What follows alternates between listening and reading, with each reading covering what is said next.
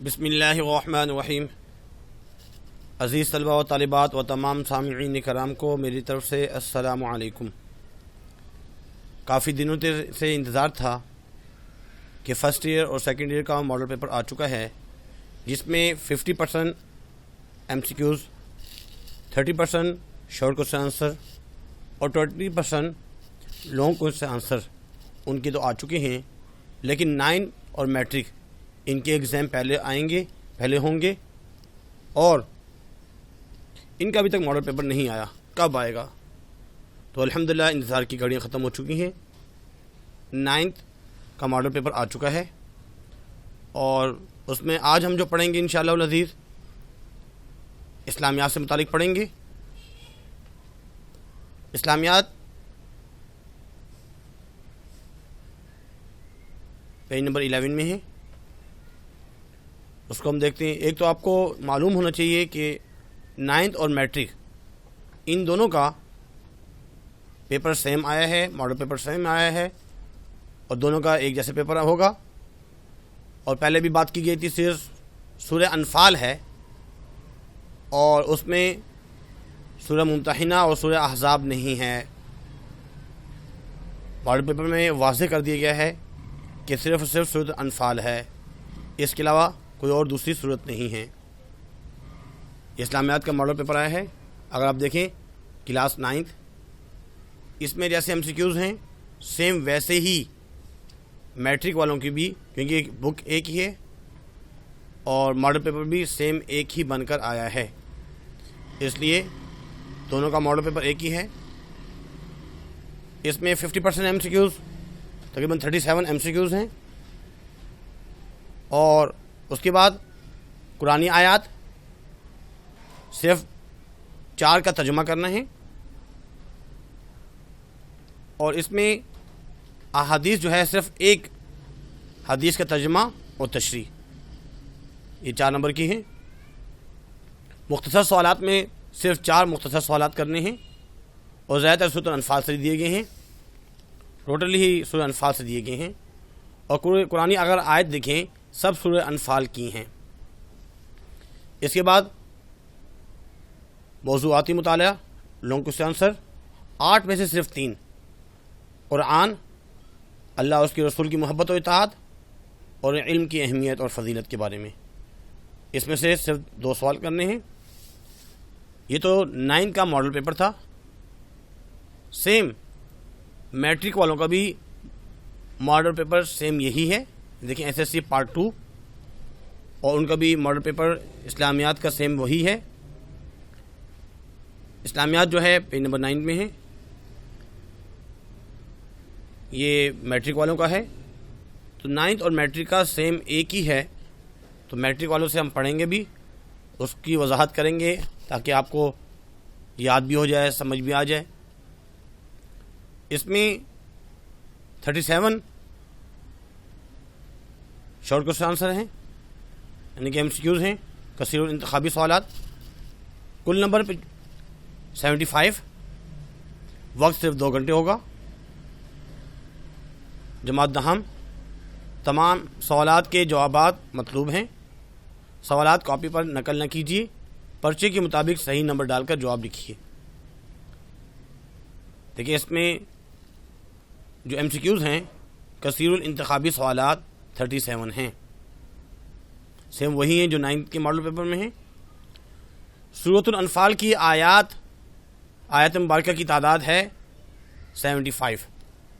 سورۃ الانفال میں 75 آیات ہیں، تو یہ اس کے بارے میں پوچھا گیا ہے۔ اس کے بعد سوال نمبر 2 ہے، کثیر الانتخابی سوالات نمبر 2۔ سورۃ الانفال یہ سورت مدنی ہے، غزوہ بدر کا تذکرہ ہے سورہ انفال میں۔ انفال کے معنی ہیں مال غنیمت، انفال نفل کی جمع ہے اور انفال مال غنیمت کو کہا جاتا ہے۔ میدان بدر میں فرشتوں کو دیکھ کر بھاگ گیا شیطان جو ہے، جو کہتا ہے انی جاعل لکم وَإِذْ زَيَّنَ لَهُمُ الشَّيْطَانُ أَعْمَالَهُمْ وَقَالَ لَا غَالِبَ لَكُمُ الْيَوْمَ مِنَ النَّاسِ وَإِنِّي جَاعِلٌ لَكُمْ فَلَمَّا تَرَاءَتِ الْفِئَتَانِ نَكَثَ عَلَى عَقِبَيْهِ قال انی بریء منکم انی اری ما لا ترون انی اخاف اللہ واللہ شدید العقاب.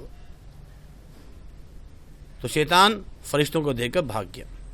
اے محمد صلی اللہ علیہ وسلم آپ سے مال غنیمت کے بارے میں دریافت کرتے ہیں. تو یسألونک عن الانفال، اے محمد صلی اللہ علیہ وسلم جو مجاہد لوگ جو ہیں مجاہدین، یہ آپ سے مال غنیمت کے بارے میں پوچھ رہے ہیں. تو اگر آپ دیکھیں پیج نمبر 9 میں بھی شروع میں لکھا ہوا ہے مجاہد لوگ، بریکٹ میں لکھا ہوا ہے مال غنیمت بنیادی طور پر حق ہے اللہ اور اس کے رسول صلی اللہ علیہ وسلم. قل الانفال للہ والرسول، مال غنیمت اللہ اور اس کے رسول کے لیے.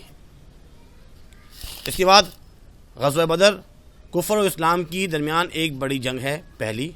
غزوہ بدر پہلی جنگ ہے. غزوہ بدر اس سن ہجری میں واقع ہوئی، سن 2 ہجری میں. یوم فرقان فیصلے کا دن. مال غنیمت میں اللہ اور اس کے رسول صلی اللہ علیہ وسلم کا حصہ ہے 5واں. اس میں بتایا گیا ہے کہ بھائی اللہ اور اس کے رسول کا 5واں حصہ ہے. خمس کے بارے میں بات کی گئی ہے.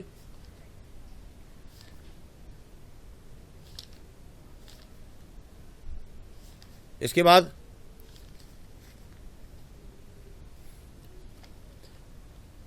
اگلا کثیر انتخابی سوال، کفار کی جانیں نکالتے وقت فرشتے ان کو مارتے تھے کوڑے اور تھوڑ سے. جاغن انی جاغن لکم معاون، مددگار اور حمایتی. بطغن اتراتے ہوئے.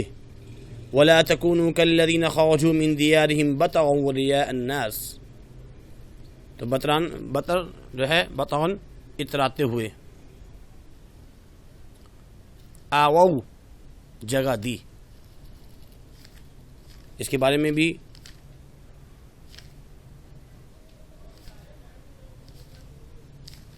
لکھا ہوا والذین آمنوا وہاجروا وجاہدوا فی سبیل اللہ والذین آووا ونصروا. آووا اصل میں الف کے پر کھڑا زبر ہے. آووا جگہ دی. اولو الارحام خون کے رشتے. حدیث کے معنی، حدیث کہتے ہیں حضور صلی اللہ علیہ وسلم کے اقوال، افعال اور تقریر، قول، فعل اور تقریر کو حدیث کہا جاتا ہے. یہ تینوں ہیں. حدیث کے مطابق بہترین دعا جو ہے افضل الذکر لا الہ الا اللہ و افضل الدعاء الاستغفار. بہترین دعا استغفار ہے. حدیث رسول صلی اللہ علیہ وسلم کے مطابق تکمیل ایمان کے اصول ہیں 4. تکمیل ایمان کے 4 اصول ہیں. من احب للہ وابغض للہ واعطى للہ ومنع للہ فقد استکمل ایمانا. جس نے اللہ کے لیے محبت کی، اللہ کے لیے عطا کیا اور اللہ کے لیے بغض رکھا، اللہ کے لیے عطا کیا، اللہ کے لیے روکا، تو اس نے ایمان مکمل کر لیا. پیج نمبر 87 میں اگر آپ دیکھیں یہ حدیث نمبر 6 ہے. تکمیل ایمان کے 4 اصول. المرتشی، الراشی بولتے ہیں، راشی پہلے رشوت دی جاتی ہے، رشوت دینے والا. والمرتشی رشوت لینے والا. اس میں اکثر غلطی ہو جاتی ہے. تو مرتشی رشوت لینے والا، رشوت بعد میں لی جاتی ہے، پہلے رشوت دینے والا دیتا ہے. اور قرآن حکیم کلام الہی ہے جس کا موضوع ہے انسان، کیونکہ انسانوں کے لیے یہ نازل کی گئی ہے. اپنی زندگی اور عمل سے ہمارے لیے اسوہ حسنہ پیش کیا حضرت محمد صلی اللہ علیہ وسلم نے. انسان کو چاہیے اپنی محبت اور اطاعت کا مرکز اللہ تعالیٰ کی ذات کو ٹھہرائے. اللہ تعالیٰ نے انسان کی جسمانی اور فطری ضروریات کے لیے پیدا کیے مادی وسائل. اللہ تعالیٰ نے انسان کو خیر و شر میں فرق کرنے کے لیے عطا فرمائی عقل. اللہ تعالیٰ نے انسان کامل رہنمائی کے لیے مبعوث فرمائے انبیاء علیہ الصلاۃ والسلام. اللہ سے محبت کا ثبوت ہے رسول صلی اللہ علیہ وسلم کی اطاعت. اللہ اور اس کی اطیعوا اللہ و اطیعوا الرسول. قل ان کنتم تحبون اللہ فاتبعونی یحببکم اللہ. اللہ سے محبت کا ثبوت یہی ہے کہ حضور صلی اللہ علیہ وسلم کی اطاعت. تمام آسمانی کتابوں کی تصدیق کرنے والی کتاب ہے قرآن مجید. قرآن مجید 23 سال کے عرصے میں نازل ہوا۔ حضرت محمد صلی اللہ علیہ وسلم کی آمد سے تصور ابھرا بین الاقوامیت کا، قوم کا نہیں، انٹرنیشنل۔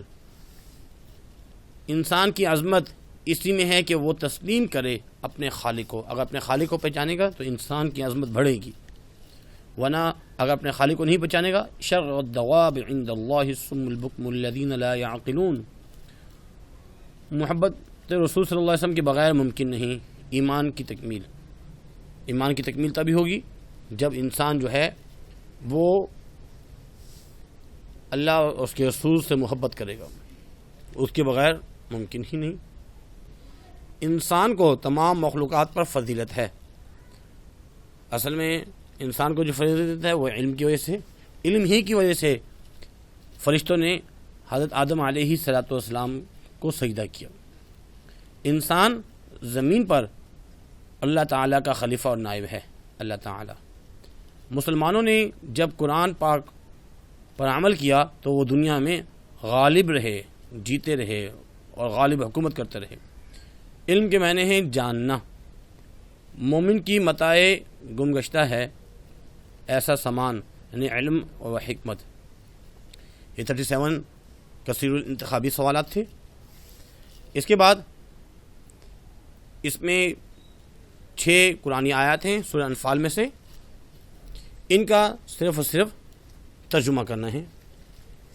پہلی جو آیت ہے وہ رکو نمبر 1 سے ہے، اطیعوا اللہ ورسولہ ان کنتم مؤمنین، اطیعوا اللہ ورسولہ ان کنتم مؤمنین۔ صفحہ نمبر 12 میں یہ جو دوسری بے میں قرآن آیت لکھی ہوئی ہے، اس کا ترجمہ یہ ہے اطیعوا اللہ، اور اگر ایمان رکھتے ہو تو خدا اور اس کے رسول کے حکم پر چلو۔ اطیعوا اللہ ورسولہ، اگر اللہ اس کے رسول کی اطاعت کرتے ہو کرو، ان کنتم مؤمنین، اگر تم مومن ہو، اگر تم مومن ہو تو اللہ اور اس کے رسول کے حکم پر چلو، ان کی اطاعت کرو۔ دوسری وَلَا تَكُونُوا كَالَّذِينَ قَالُوا سَمِعْنَا وَهُمْ لَا يَسْمَعُونَ،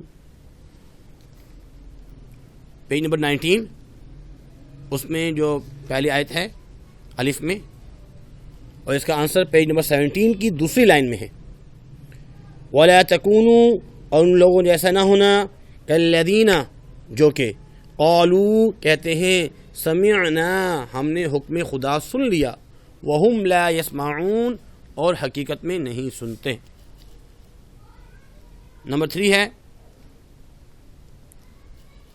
وَاعْلَمُوا أَنَّ اللَّهَ يَحُولُ بَيْنَ الْمَرْءِ وَقَلْبِهِ، اور جان رکھو کہ اللہ تعالی آدمی اور اس کے دل کے درمیان حائل ہو جاتا ہے۔ آسان ہے، وَاعْلَمُوا أَنَّ اللَّهَ يَحُولُ بَيْنَ الْمَرْءِ وَقَلْبِهِ۔ پیج نمبر 20 میں نمبر جی میں جو ہے یہ آپ کی آیت نمبر 9 بنتی ہے۔ یہ پیج نمبر 18 میں اس کا آنسر ہے وَاعْلَمُوا، اور جان رکھو، پہلی لائن میں، کہ خدا آدمی اور اس کے دل کے درمیان حائل ہو جاتا ہے۔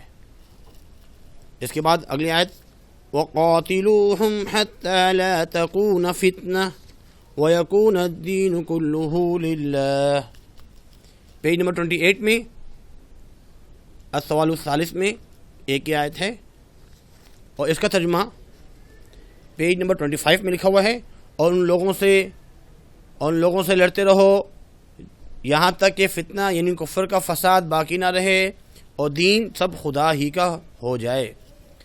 اس کے بعد یا ایھا النبی حسبک اللہ ومن اتبعک من المؤمنین،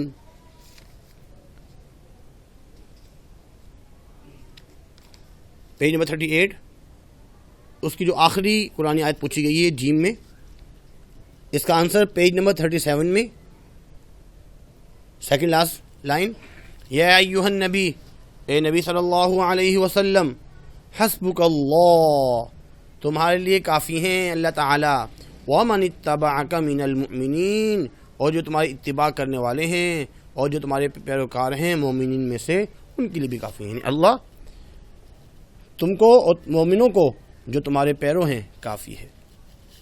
اس کے بعد ایک اور آیت وَمَا رَمَيْتَ إِذْ رَمَيْتَ وَلَكِنَّ اللَّهَ رَمَى. یہ آیت پیج نمبر 16 میں، اس میں لاسٹ میں اگر دیکھیں بے میں لکھی ہوئی ہے، اور اس کا آنسر پیج نمبر 14 میں ہے. اے محمد صلی اللہ علیہ وسلم، جس وقت تم نے کنکریاں پھینکی تھی تو وہ تم نے نہیں پھینکی تھی بلکہ اللہ نے پھینکی تھیں. ان میں سے صرف 6 میں سے 4 آیات کے ترجمے آپ نے یاد کرنے ہیں، لکھنے ہوں گے، یاد تو سبھی کریں.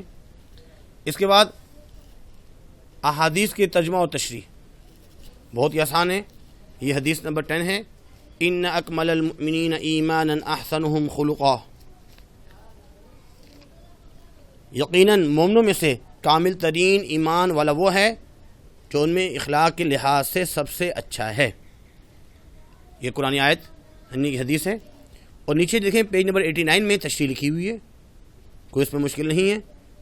انسانی شخصیت کی اصل تصویر ایک آئینہ بھی اتنی صاف پیش نہیں کرتا جتنا اس کا اخلاق.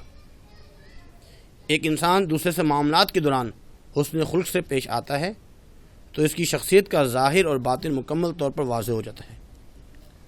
حسن خلق ہی ایک ایسا عمل ہے جس سے آپس کی نفرتوں کو نہ صرف محبتوں میں بدلا جا سکتا ہے بلکہ دشمنوں کے دلوں میں بھی گھر کیا جا سکتا ہے.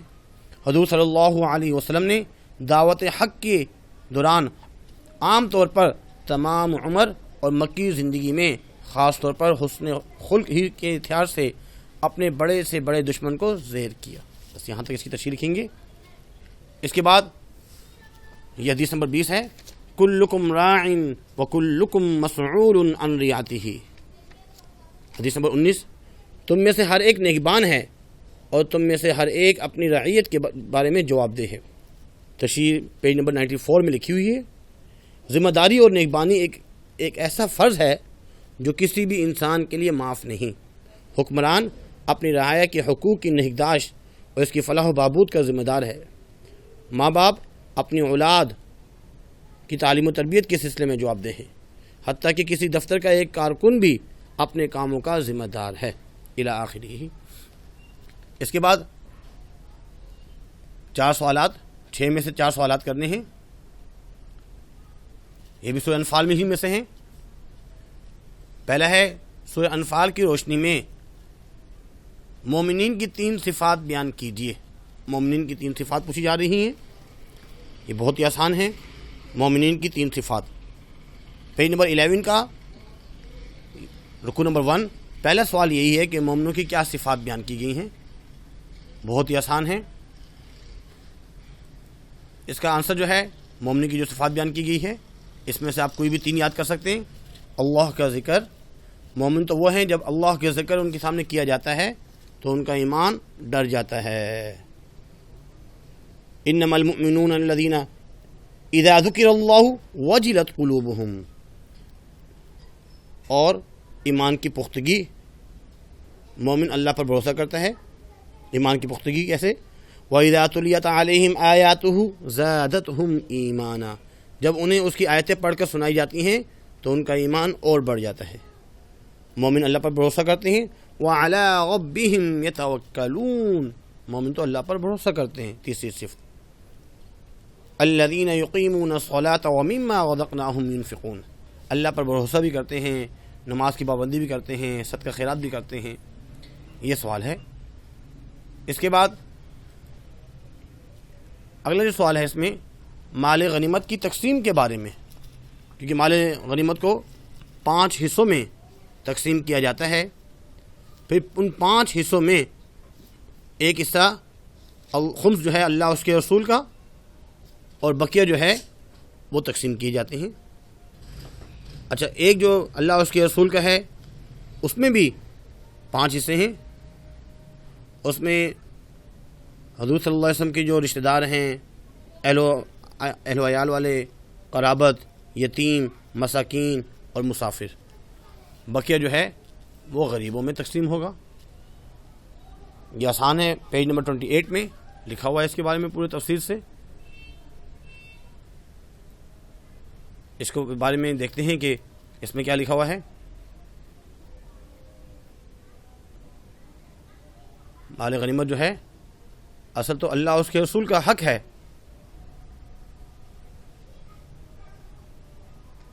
اور اس میں اس کی تقسیم کے بارے میں بتایا گیا ہے.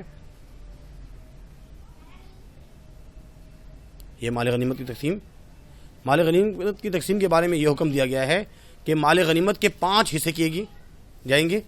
ان میں سے 4 حصے مجاہدین جو جہاد میں شریک ہوں اور ان میں تقسیم ہوں گے، اور 5واں حصہ بیت المال کا حق ہے. اس 5ویں حصے میں بھی جو بیت المال کا حق ہے، اللہ تعالیٰ اور رسول صلی اللہ علیہ وسلم اور اہل بیت، یتامہ اور مساکین کا حصہ ہے. بہت ہی آسان ہے، اس میں کوئی مشکل نہیں ہے. اس کے بعد اگلا سوال ہے، کفار کی جانب سے عہد شکنی کی صورت میں کیا ہدایت دی گئی؟ اگر وہ عہد شکنی کرتے ہیں، وعدہ خلافی کرتے ہیں، وعدہ توڑتے ہیں، تو اس کے بارے میں کیا ہدایت دی گئی؟ اس کو ہم پڑھتے ہیں. یہ سوال آ گیا، کفار کی جانب سے عہد شکنی کی صورت میں نبی صلی اللہ علیہ وسلم کو کیا ہدایت دی گئی؟ سورہ انفال میں آیت نمبر 57 اور 58 میں اس کو بیان کیا گیا ہے.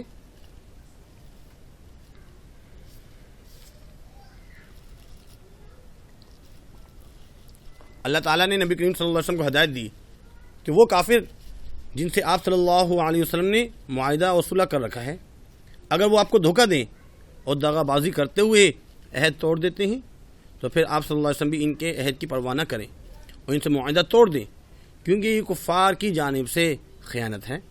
اور آپ صلی اللہ علیہ وسلم امانت داری کا مظاہرہ کرتے ہوئے اعلانیہ طور پر ان سے معاہدے کی واپسی کا اعلان کر دیں.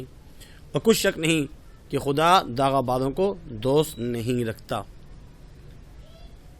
اس کے بعد اگلا سوال، کفار کے ساتھ مقابلے کی صورت میں مسلمانوں کو کون کون سے کام کرنے ہیں اور کون کون سے کام نہیں کرنے؟ اس میں صاف واضح کیا گیا کہ بھائی جو کام کرنے ہیں اس کے بارے میں بھی، اور جو بچے یہ ہے کرنے والے جو کام ہیں. ایک تو یہ ہے کہ کفار سے مقابلے کی صورت میں ثابت قدم رہنا ہے. ایک تو بات ہے ثابت قدم رہنا ہے. یا ایھا الذین آمنوا اذا لقیتم فئۃ فاثبتوا، ثابت قدم. دوسرا کام کیا کرنا ہے، واذکروا اللہ کثیرا لعلکم تفلحون، اور اللہ کا ذکر کثرت سے کرو تاکہ تم کامیاب ہو جاؤ. تیسری بات، واطیعوا اللہ ورسولہ، اللہ اور اس کے رسول کی اطاعت کرو. ولا تنازعوا فتفشلوا وتذهب ريحكم، اور صبر سے کام لو. کام جو کرنا ہے واصبروا، صبر سے کام لو. ان اللہ مع الصابرین، بے شک اللہ تعالیٰ صبر کرنے والوں کے ساتھ ہے. بچنے کے کام کیا ہے کہ آپس میں اختلاف اور جھگڑے سے اجتناب کرو. ولا تنازعوا، جھگڑا نہیں کرنا. اگر کرو کیا ہوگا، فتفشلوا، تو تم بزدل ہو جاؤ گے. وتذهب ريحكم، اور تمہارا اقبال اور جاتا رہے گا. اور ان لوگوں جیسا نہ ہونا جو اتراتے ہوئے غرور کرتے ہوئے نکلتے ہیں. اس چیز سے بھی منع کیا ہے، جو لوگوں کو دکھانے کے لیے گھروں سے نکل آئے اور اللہ کی راہ سے روکتے ہیں. اس کے بعد اگلا سوال، اللہ تعالیٰ نے جہاد کی تیاری کے بارے میں کیا حکم دیا؟ جہاد کی تیاری کے بارے میں یہ ہے جہاد کی تیاری کے لیے.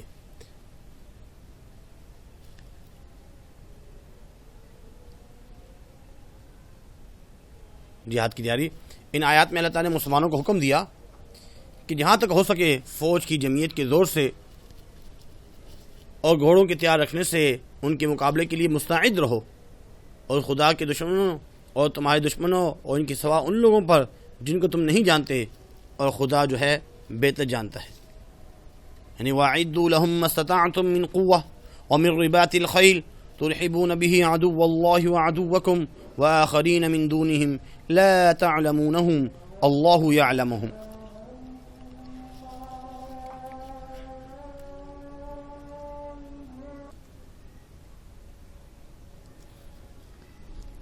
اس کے بعد اگلا سوال ہے، سورہ انفال میں ہجرت اور نصرت کے بارے میں کیا ارشاد ہے؟ یعنی کہ ہجرت کرنے والوں کے بارے میں اور نصرت کرنے والوں کے بارے میں کیا ارشاد ہے؟ یہ آخری سوال ہے. ہجرت اور نصرت کے بارے میں کیا باتیں ارشاد فرمائی؟ یہ آخری سوال ہے، سنیے ذرا۔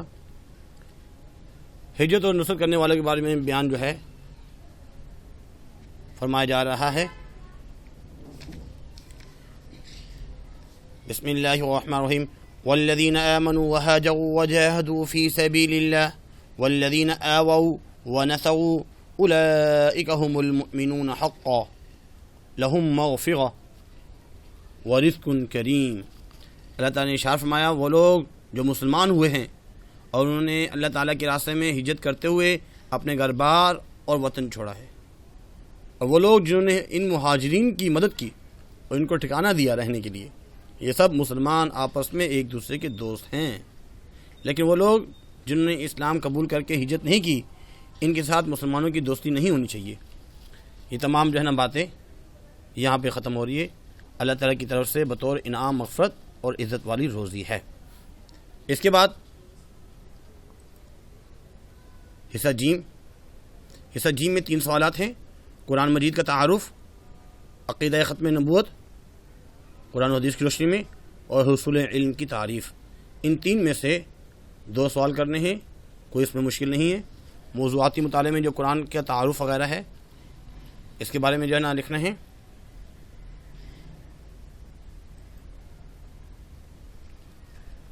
قرآن ایک ضابطۂ حیات ہے، قرآن مجید کی حفاظت کے بارے میں، اور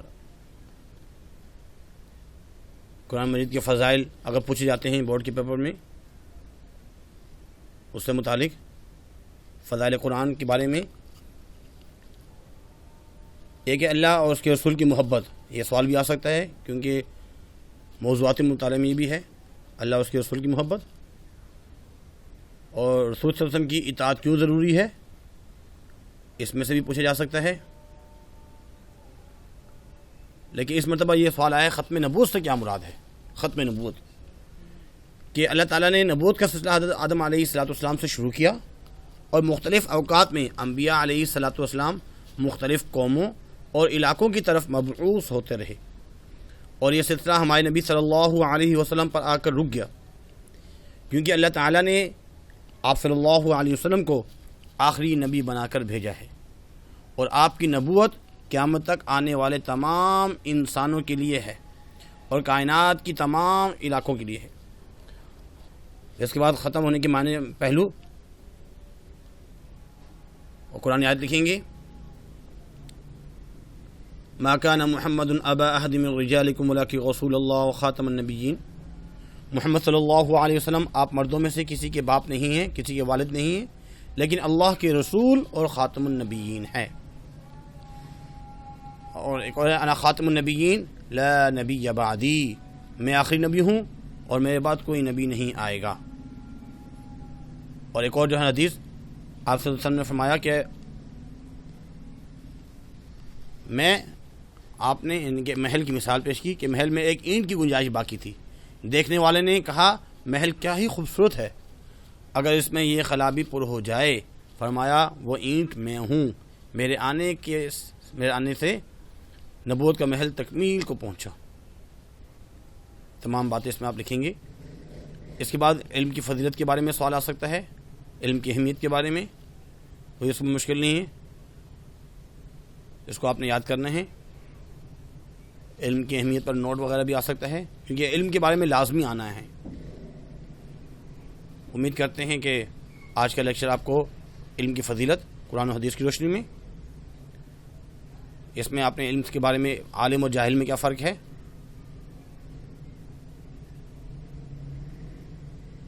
اور ایک عالم اور زاہد اور عابد پر فضیلت، اس کے بارے میں یہ تمام باتیں۔ امید کرتے ہیں کہ آج کا لیکچر آپ کو سمجھ میں آیا ہوگا۔ آج کے لیے اتنا ہی کافی ہے، اپنا خیال رکھیے گا، اور اگر ابھی تک آپ نے میرا چینل سبسکرائب نہیں کیا، پلیز سبسکرائب کیجئے، شیئر کیجئے اور لائک بھی کیجئے۔ اللہ پاک اعمال کی توفیق عطا فرمائے۔ وما علینا الا البلاغ۔ جزاکم اللہ خیر۔